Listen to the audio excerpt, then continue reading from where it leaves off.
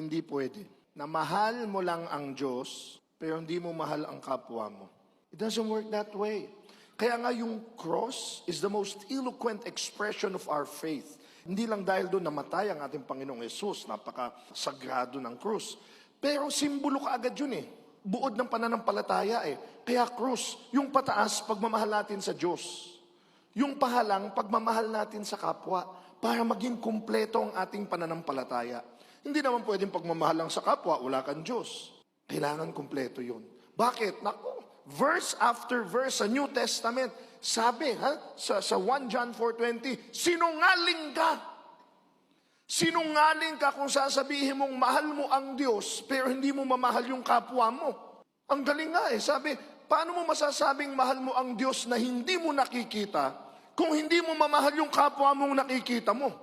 Kumbaga dito mo i-apply Dito mo ipakita. Kaya ang Panginoong Jesus, mahal na mahal niya ang kanyang ama, pero kita mo paano niyang minahal ang kanyang kapwa. At sino ang kapwang mamahalin mo? Ay, syempre, mahalin mo pamilya mo. Syempre, mahalin mo mga kaibigan mo. Tama? Pero huwag kayong matatapos lang dyan. Sa Luke 6:32, ang ganda sabi na doon, kung ang mamahalin mo lang ay yung mga nagmamahal sa'yo, ay hindi ka na kailangan maging Kristiyano. Kahit yung mga taong walang Diyos gagawin yan.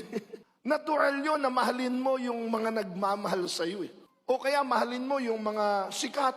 BTS, mahal mo. I love you, Jimin. Mahal mo yung mga mababango. Mahal mo yung mga mayayaman. Mahal mo yung mga magaganda. Natural yan Kamahal-mahal kasi sila Tama? Kaya anong pinamamahal sa'yo kung Kristiyano ka? Yung mahirap mahalin. Yung mga mababantot. Yung mga madudungis. Mga walang pumapansin. Yan ang pinamamahal sa atin. Yung mga kinukondena ng lipunan, saan pa sila tatakbo? Yan ang pinamamahal sa atin.